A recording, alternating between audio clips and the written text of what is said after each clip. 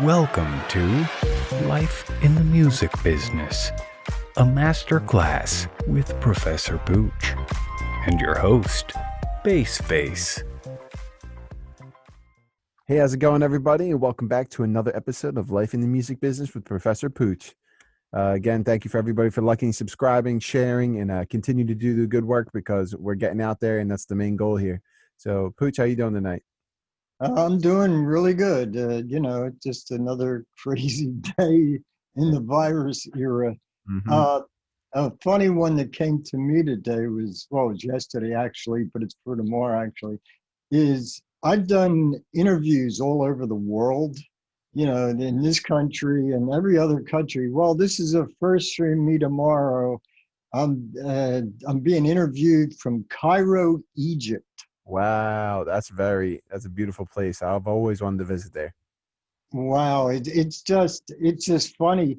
The funny part is the person works for the British consulate, but he's from Egypt. Wow. And the interesting part about the whole thing is it doesn't matter what country it is. The music industry throughout the world, 95% of it is the same. Mm. Yeah, the style of music is going to be a little different here and there, but the business itself and legal and stuff is basically the same. What that 5% is that's different is how the country gets involved. Mm. I'll give you examples. In the United States, we have ASCAP and BMI for songwriting, publishing and stuff. But they're not run by the government. But if you're in England, you have PRS, and that is run by the government. In Italy, they throw the publishing and record company stuff together, but it's separate, but it's together. They handle it together, which is really weird because in the United States, there's totally separate copyrights and they handle them that way there, but you're dealing with the same. It's funny because I've done all over the world. The other thing is it's weird that really throws me for a loop and sometimes is I have clients all over the world too. And what happens is, let's say I have to do a Zoom call or Skype or Facebook video or whatever. I've had this conversation with one person was in Kuwait, one was in Detroit, and I'm in Philly. That was one thing. And then I had one thing was Australia, California, and Philadelphia. Now, it's the time zones that drive you crazy because it's trying to find a time zone that it's the same day someplace. Because the day zone, as well as the time zone switches on these things. Now, Cairo, I looked it up immediately. It's easy to look up anything on the internet. It's 7 hours difference. So my interview will be 4 p.m. to me, but it's going to be 11 o'clock at night there. Mm. But it's being recorded. So luckily, and a lot of stuff I do is recorded. I prefer it that way. Yeah. That way it can be edited and all that kinds of stuff because I get into legalese kind of talk and I have to watch what I say sometimes, Yeah. But for editing purposes and stuff. But I get a lot of interviews because I speak in simple language. I don't try to impress with highfalutin legalese and stuff, Actually, I was very happy and surprised to get a management contract that I was supposed to look over for a client. It was almost in plain, simple language, the whole thing. Wow. I was shocked, and it was really interesting. It was a little dated, some of the information in there, like with escape clauses. I think we covered it in one of our episodes, escape clauses. Yeah, ways of getting out of a contract if the person isn't doing what they're supposed to. So, there was some, I still have to make some changes at the same point in time. It's nice seeing something that the common day person understands what's going on. I think that's really cool. Yeah, and that's awesome actually, because I was going to say you probably don't run into too many of contracts like that. Everything is always too legal. Well, I don't want to knock lawyers, but they write in this real legalese. I call it, well, and other people call it Middle English. And what happens is they use these terms that are legal terms, but most people have no idea what they're saying. Mm. And it makes you have to go to a lawyer to understand, like, what are they saying, kind of a thing. Yeah. But I learned if somebody writes something somewhat in English, I try to write in the same style they are if I'm negotiating a contract. So if I could tell it was written by a lawyer. You could tell if it's written by a lawyer who was copy and pasted from the internet. It's a template. So you could tell right away. Template is things missing always. Yeah. But you just adjust. I just write the way they write. I just adjust to their thinking to make them happy. And just look out for my client, of course. Of course. I mean, that's the most important thing. Never want to be just putting things together, because I mean, you could be leaving something out that's important that could be paying you for the rest of your life. And that's why you hire someone like Pooch. Yeah, the thing is to understand is that most people, when they get contracts, they think of that day. I'm thinking when I read a contract, how it's going to affect them in 2 years, 5 years, 10 years, 20 years. Some things, if a copyright, I mean, it's life plus 70. I mean, it gets into all kinds of things. You need to know about these things. And you got to think, well, what could change? Like knowing in the United States that there's a 35-year law. In 35 years, the creator can get back their work. Mm. And it comes into all things, it's not just music, any creative work. And the problem is, well, the film industry was exempted. Like, who's the creator in a film? Is it the writer? Is it the producer? Is it the director? Is this, and stuff like that. In music, it can do the same thing, and that's a problem. The songwriting, it's obvious who the creator is. The publisher gets stuff. They get the songwriters writing 35 years.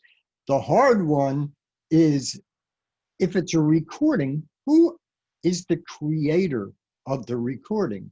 Now, our record companies have argued, well, we state it's a work for hire. We're the creator. We own everything.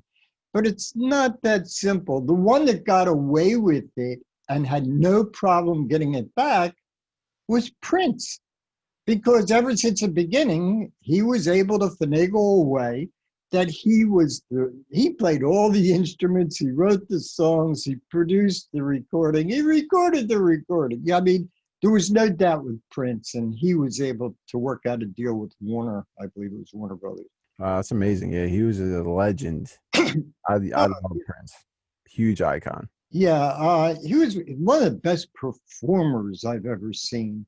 I mean, you could feel him through a screen. There's very few performers that you can just feel all the time, no matter what he did. Yeah, it's crazy. And he could play the guitar like a word. Oh, yeah. Well, he could play anything. Yeah, it's crazy. I mean, he played all the instruments on a lot of his recordings. Now, later recordings, he didn't as much. Mm-hmm. But you can still tell he was the creator. He wrote the songs, They released something, it was like the Lost Tapes or something like that, of his most famous songs that he wrote on the piano. It was just him, a microphone, and the piano. And he just played along, and I guess that's where he wrote those songs. And Purple Rain was one of those songs. Yeah, no, that's great. When actually a really good song, overall, really good song, can be played on one instrument and a voice. Yeah. And you can at least tell the idea of the song. Okay. But, and then of course, the instruments are very helpful because they build the mood around the song and build it up, etc. Yeah, of course. All that plays a big role. It's like it's like the way I see it is like an orchestra almost. It's like every single instrument in the orchestra plays a part in the overall sound. You know what I mean? Even if they're silent for the first 3 minutes or whatever, they all have their role. Yeah, and it's easier when you're doing full orchestras and stuff, but there's not the stars, Yeah. but that's why it's so important, like with a band. Yeah, the lead guitar player should have a place for a ride and things like that, but he shouldn't be riding over the lead vocal when the lead vocalist is doing something that it takes away from what's being sung. They should play around it or just simple behind it so it doesn't get in the way of the song. Yeah, no, I find it so interesting how you're able to piece all that together and just produce a record. Because I mean, there's different, they're like totally different mindsets. They're like totally different like caps that you have to put on when you're doing that type of stuff. When you're recording, you're just engineering, or if you're mixing, or if you're mastering, or if you're like producing and writing the song. I mean, it's like they all have different parts of your senses that get used. You know what I mean? And what's interesting is what you just said just leads into the main topic I was going to cover today. Because when I got started, now this is way back, folks, it was like another lifetime ago to me, in the late 60s to the 70s, and stuff like that. You had a producer. The producer worked for the record company. You had a publisher to get you songs. I mean, we're sitting down here, we could do everything ourselves. Exactly. That was never done back then. I mean, it was amazing. I mean, I had no choice back then. Back in the old days, I had no choice. I mean, I did what the major labels were telling me to do. I just, I was with the majors and stuff, and between Philly and New York, etc. And I learned a lot and stuff like that. But back then, it's basically, they told you what to do. You fit into this thing. There was no indie anything. And the advantage today that we have, and even through the virus era and stuff, is that you can now be any age, any style, any stage of your career, and you can do it yourself, right, in these times, where back then you had no choice. There was no internet or anything like that. Good luck talking to somebody across the world, or talking to somebody in California, or being able to transfer anything to them. Oh yeah. You could go up and back. I mean, somebody just did an album where the drummer was in one city, the arranger was in another city. Just had to play the drum parts of the thing in his studio, and then he brought every, and yeah, we're gonna get into that a little bit. I was gonna say, back then you guys were mailing the pieces of tape. Yeah. Well, yeah, you couldn't. I mean, back then you were in the studio. Everything happened in that one studio. By the way, Stevie Wonder was one of the first to start changing that working through the phone line stuff. It was in the 80s. He was able to do certain things from different cities and still have it work out. Oh, wow. What was he doing? Like recording vocals and stuff like that? Or I don't know exactly what he was doing. I mean, because Stevie Wonder was another person who did everything himself. I mean, he got really noticed by playing drums. Yeah, I remember seeing that video. He was like 15. All I know is he was the opening act for the Rolling Stones. So it opened Stevie Wonder to a really wide audience that he never had before. He was basically in the R&B, that audience, the Motown audience, and it just opened him up to the world. Yeah, it's crazy. I mean, he is one hell of an artist, and I mean, he's got everything. You know what I mean? It's incredible how God works in that sense. Because I mean, it's like, yeah, he can't see, but boy, can he do everything else. Well, they stated that if you lose one of your senses, the rest of your senses, SENSES, are raised. They're heightened because you have one less sense for the brain to decipher, and you can just hear things so much better. I mean, I don't know, I can see, but I can picture it. If you close your eyes, I do notice when I close my eyes, I can hear things more clearly because the brain doesn't have to process so much. People don't understand this. you don't see with your eyes, you see with your brain. Mm.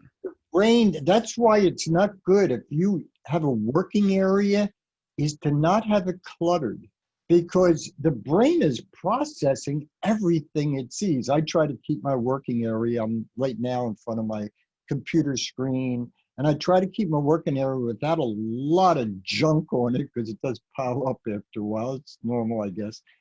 And it just, you see with your brain, it's all being processed. The eye just processes it into your brain.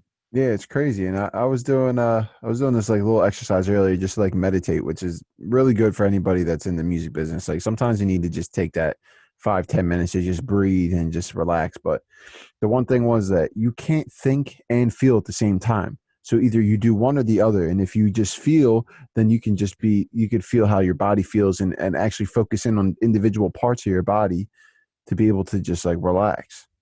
No, no, that's beautiful. It's perfectly. And you know what the funny part is? You know what I found out is that musicians, especially songwriters, meditate a lot when they don't know they're even meditating.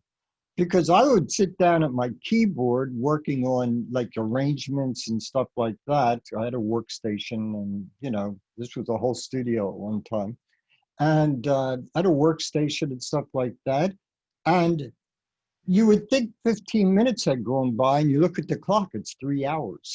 The great thing about meditating when you're writing, because you're really super focused. I would work on maybe the bass drum first and the snare, and get it right, and then the keys, anything ready for the vocals. And then I would add the sweetening and stuff later, the other Yeah. instrument around the vocals so it didn't get in the road. But it's amazing. It's like meditating. It really is, because you're highly focused on one thing. Yeah, it's crazy. And I mean, that's why they say writing is so relieving, like songwriting at least, because it's like just sitting there playing an instrument, even if you just like close your eyes and you just start playing the instrument and things just start coming to you. Like, one, sometimes that's some of the best stuff I'll ever get. And two, you just start feeling it after a certain point. It's just like you hit it's like you warm yourself up to the point where it's like you're finally able to relax and feel what you're playing. And that's the best part about it. Oh, I agree with you 100%. And So that's, let's go a little further into the subject. mm-hmm. I'm saying any age, any style, any of this and stuff. First of all, up until about the 2000s, be pre-internet and stuff, it really helped to be a 16-year-old thin, they had these slots they fit you into.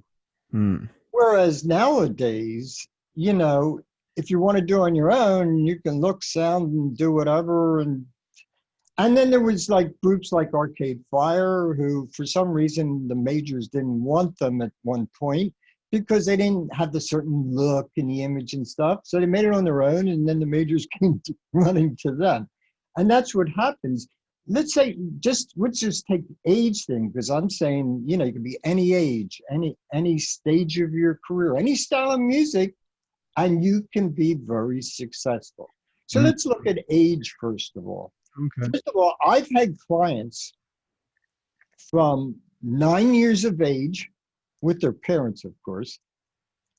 And I still have clients up to 75 years of age. Now, you couldn't picture this at all pre-internet, and I'm going to tell you how it works, okay?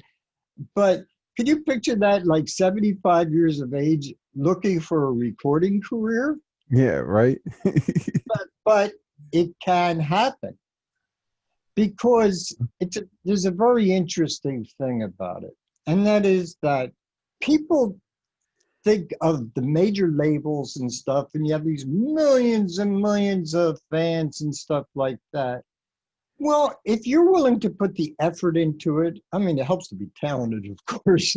Put the effort into it and are persistent and things like that. And with use of the internet and stuff, forget about the millions of fans.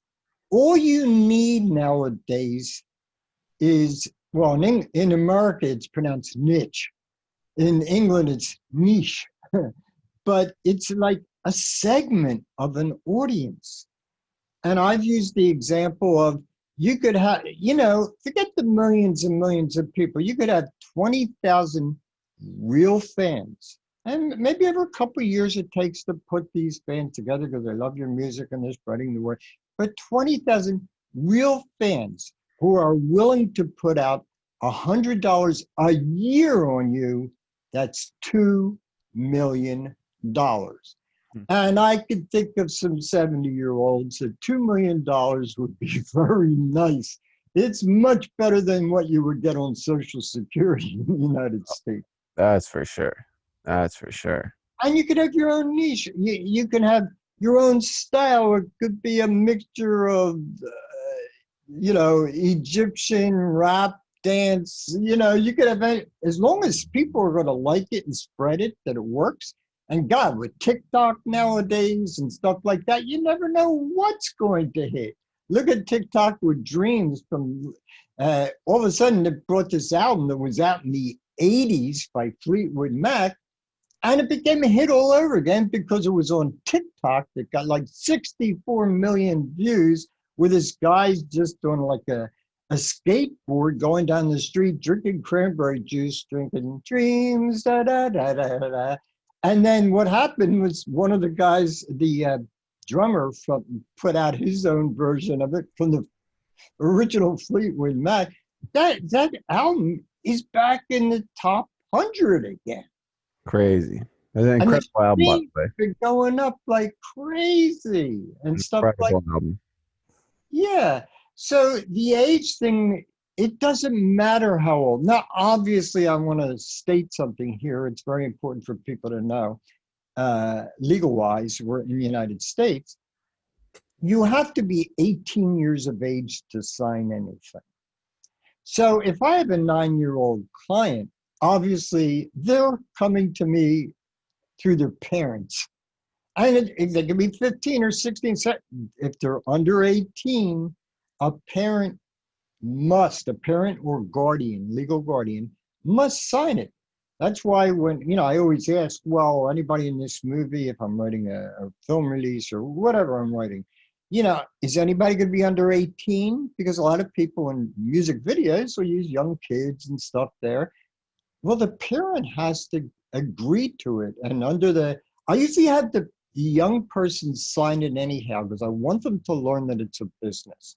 But then underneath it, I'm going to put, a thing where the parent and guardian has to agree that this artist or this actor or whomever, is there with their okay and that they will stand by the contract.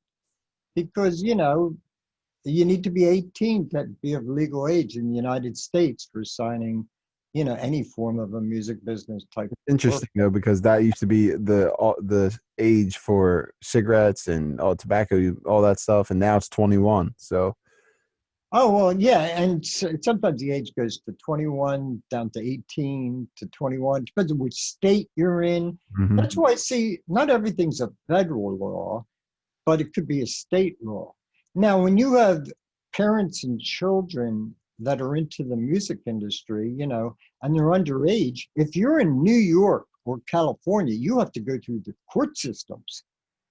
And it can get really insane. One was held up, in New York, one was held up for like 6 months because there was a flood in the basement of this place where these records were being held or whatever, I don't know, the legal stuff.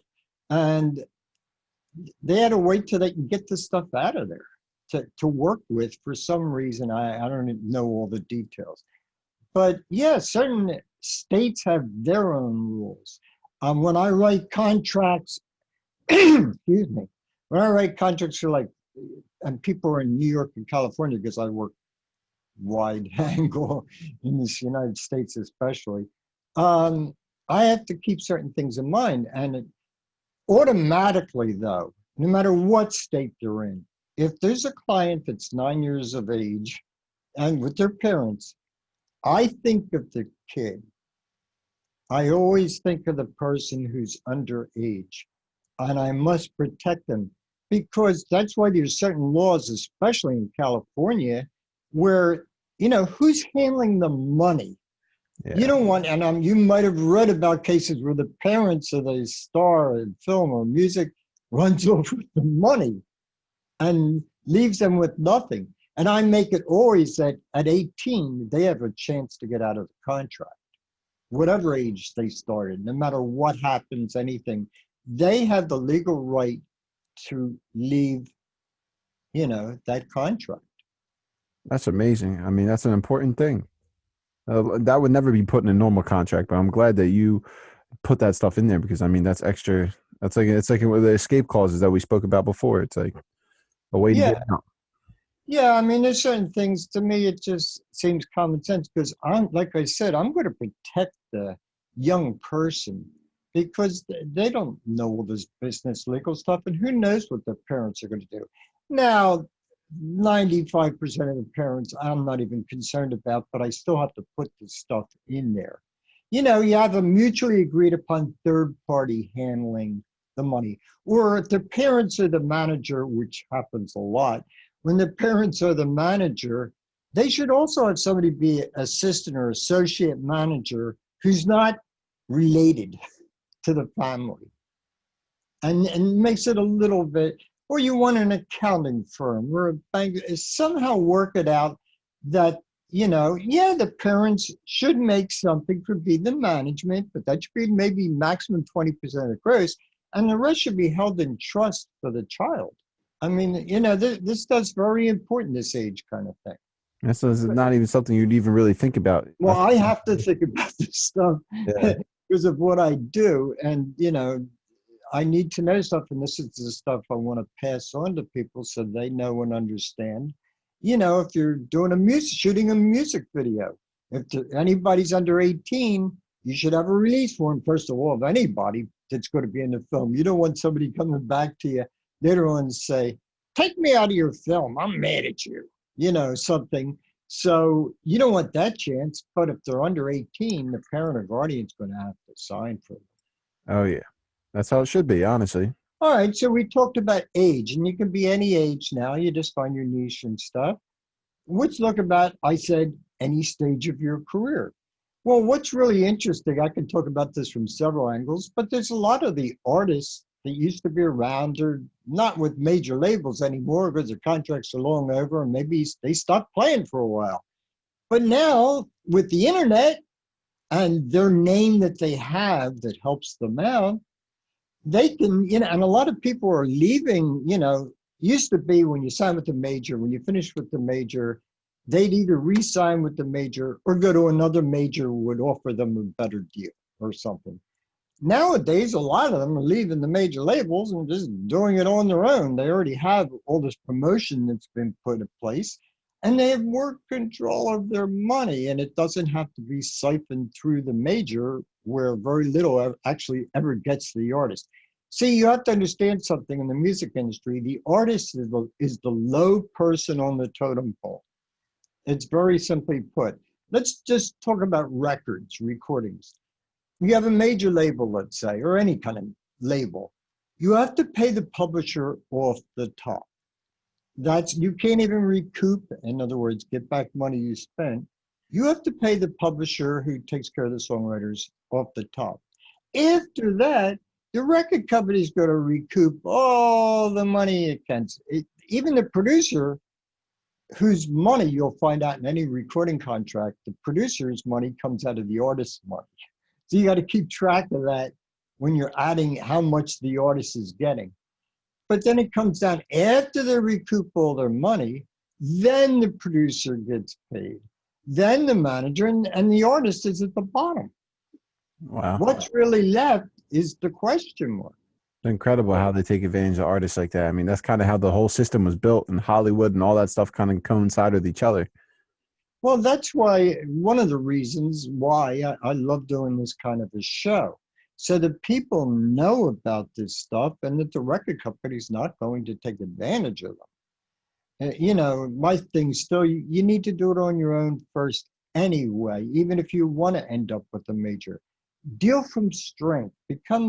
Try to become a success yourself. At least look professional, be professional. Have your LLC, own your own recording company, own your own publishing company. This way, record companies and investors will say, okay, this person's serious. It's not just a hobby, kind of a thing. Yeah, and I mean, there's even people I'm working with that I know personally. I may not be working with them right now, but people that I know personally that say, "Oh, I'm just gonna let somebody else take care of all that stuff." But at the end of the day, you need to make sure that you have all that taken care of, because you don't want everybody else to be controlling your money and you not knowing where it is in case something were to happen, or you need to check the books or something along those lines. You know what you're dealing with.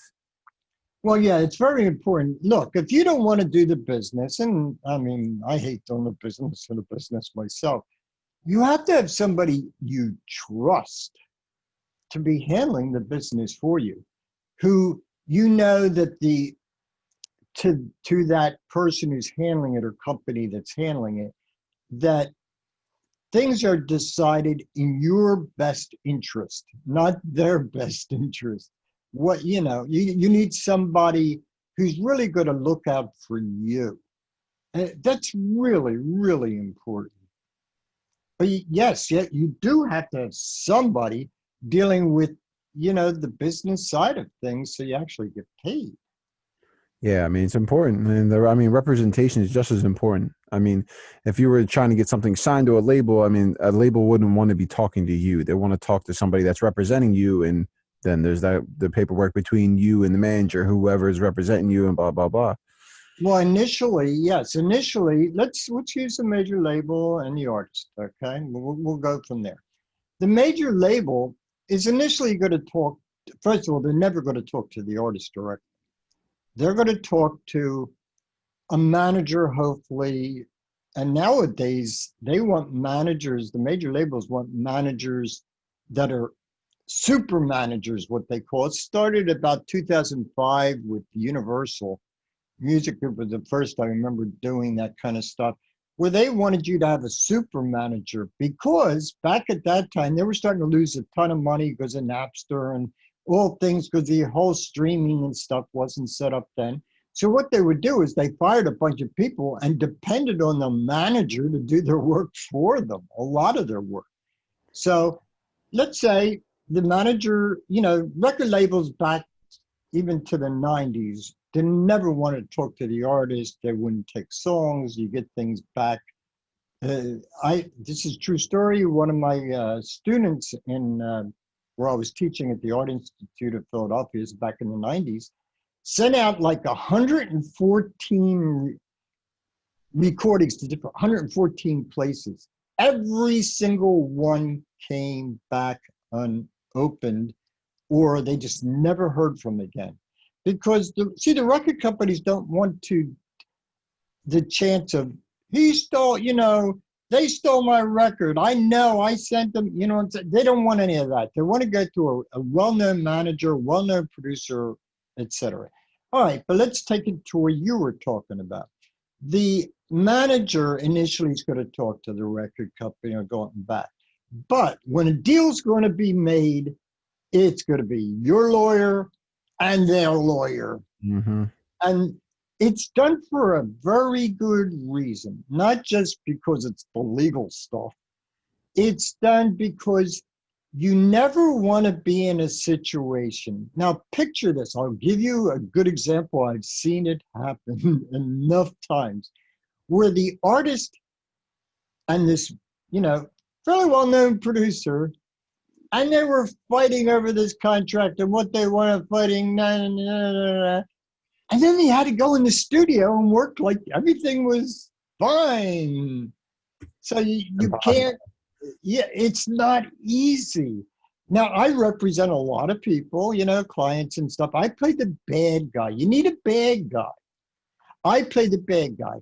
When I'm doing creative stuff, somebody plays the bad guy for me. Because at that point, first of all, I'm the hopeless artist at that point, no matter what I'm creating, writing works or music or whatever. But I have somebody that they play the bad guy for me. My lawyer and your lawyer kind of a setup or whatever. So that if I'm going to be working with somebody in a creative area, especially, I wanted that I could blame, oh, look, it's not me, it's my lawyer. They're making me do this kind of stuff. Excuse me. So you don't have that problem because it can become a very major problem. I mean, it killed certain recording sessions that I know about. They didn't feel right because there was this business thing involved with the producer and this artist that I was representing. And, they wanted to talk to, the artist wanted to talk directly. They should have just let me play the bad guy throughout the whole thing. And eventually turned out that way, but it caused a lot of animosity, problems. I can understand that. Yeah, it's just, you need somebody to play the bad guy for you. But believe me, when you get started and you start getting well known, the bad guys, people wanting to play bad guys are going to come out of the woodwork coming after you. But you should be real picky about whoever you want, obviously, to handle the business. First of all, well, there's two major things, and always remember these two things. In any situation, you're signing with anybody. One, these are two things you'll never find in any contract, and it's got to be remembered. Yes, I've said it before. Can you trust this person? Could you picture the contract saying, you can trust me? And it's not just they're to be looking out for you and your best interests. They're not stealing your money from you, things like that. But the second thing is, can they advance your career? Not do they want to, they might have the best of intentions, but don't have the connections or don't have the business skills or whatever the problem is and stuff like that. You wouldn't be able to find that one out until after the fact. Yeah. I mean, Well, that's why you have to have everybody in any type of contract needs an escape clause, a way out of a situation if it isn't working. Now, I saw this in this management contract that I saw. It was in simple English, but what they stated for their kind of thing, well, if we don't get you a major, no, how do they say it? If we don't get you a deal with a record label within 2 years, you can leave. First of all, it's not specific enough of a goal. A record label, anybody can start a record label, and my people, they go in, if at all possible. If I get to from the beginning, it's through their own record company. So that solves that kind of problem. It's not the same anymore. You got it. You want to say if it's you want to be with the major, let's say that's what the thing is. You want to be with a major, well-known, internationally known and distributed label who's going to be promoting you throughout the world to so much money. You got to be specific and stuff like that. It's just really important. Another interesting thing, I'm just thinking any style, any stage of your career, stuff like that. You don't even have, you could be a songwriter, and let's say you're trying to make it during these times. Well, one of my clients is just a lyric writer. Very good, but he's a lyric writer. So what he was able to do, because it's the virus times, people aren't touring, and these are major people, and they're looking for things to do. Well, this lyric writer hit, I'm not going to get into names here, but was a very well-known lead singer of a very well-known group from the 80s, and 80s, 90s, and around there. And what happened was, somehow he connected. I never asked the total details, but he liked his style of music, and the lyricist went to this guy and said, how about we work out something? And what happened was, this guy not only did an amazing job vocally, he wrote the music over the words, arranged and played most of the instruments, and it's an amazing thing because of the times this person wasn't on touring and charged very little. Actually, to me, it was amazing small amount of money to do the work for this guy, just a lyric writer, and he's going to have an amazing thing with the major artist's name at the top. it's going through his record company, and it's just amazing, you know, that normally couldn't be done. It's being just as creative on the business end as you or your artist is on the creative end.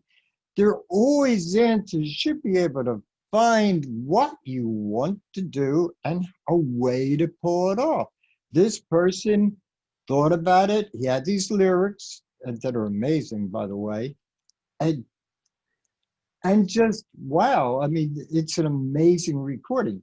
Now, another interesting part about it, this lyric writer is in his 40s. Now, you could be any age. Here's a lyric writer starting out, never has done music in his life, couldn't sing a note, can't play an instrument. But he was able to put it all together because I like word writers that are a little older a lot of times because they have a lot more experiences to write about. They've been through things. They've, instead of just being through a girlfriend, boyfriend, they might be through wives and kids. Who knows? They have a lot to write about. And this person did an amazing job, and this stuff will be out there soon, I'm sure, because we just have to do our finishing steps on getting it out there, and it's going to get out there with a well-known artist as the lead person that he paid attention to. Yeah, he's given him his shares, and that's fair. Okay, this person's going to get artist shares for being the singer and stuff.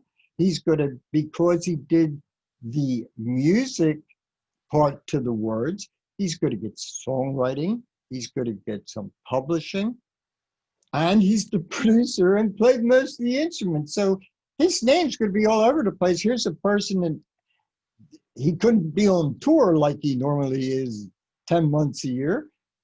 So he does this for this guy who writes words, and they worked out a thing at a great price, and it's going to come out and it's going to be fine. It's really very well done.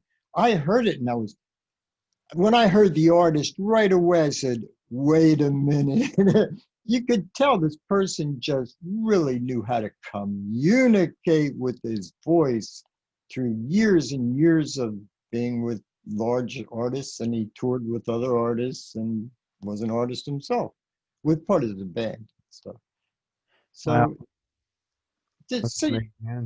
people just need to use their creativity. I know it's the virus and all this stuff, but as long as you have an internet, I mean, these two people never even personally met.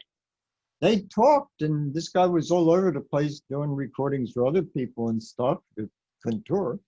But he was getting stuff done, and it's amazing what you can do if you can use your imagination to come up with ways, instead of sitting and feeling sorry for yourself because you can't get out there by yourself.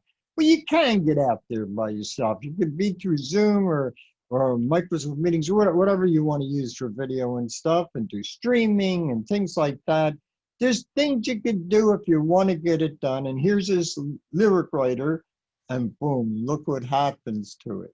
Wow, it makes you think of what's possible. You really just got to be persistent and just figure out a way, because there's always a way. Yes, and here's this person started in music in his 40s. He never even played an instrument or anything, but he went through some tough times, which gave him great lyrics. People write the best words when they're in down times and stuff, by the way. But I will tell you something, and to switch it around is very important nowadays. I've seen quite a few articles recently because of the virus and stuff. People want to be happy. So what happens is people should think, especially any commercials you've been listening to, they're all up. Films and TV, whatever show, the music is up. People want to be lifted up because everything is so down because of the virus and elections and all this kinds of stuff going on. They want to be up. So focus on some kind of up stuff, yeah. It's important. Everybody makes some up-tempo stuff or just happy stuff, lyrics. I mean, uplift people. And Yeah, I mean, it doesn't have to be, wild rock and dance or anything. It could be slow, but it should be happy and up, something anthemy, whatever you want to call it, kind of thing. Yeah. So people, back to the original topic and stuff, is just remember, you could be any age, any style of music. It doesn't matter. Just get your niche, your little segment of your audience. By the way, that's going back through the years because there was this singer-songwriter named Laura Nero in the 60s and 70s. And she wasn't into being a big star and stuff, but she had this cult audience and then had the songs done by major artists. So they could take care of the large sales and all that kinds of stuff. And she had her own little cult audience, which worked out fine. Yeah, there's always a way. Well, I think that's going to tie it up for today. And stay tuned for the next episode, everybody. All right. See you, everybody. Don't forget to like, share, and comment. Give us a really good review and just spread the word for us because we're going to be here for a while and we're going to continue to give out good content. So stay tuned. Yep. Take care, everybody. Thanks for watching. Tune in for the next episode.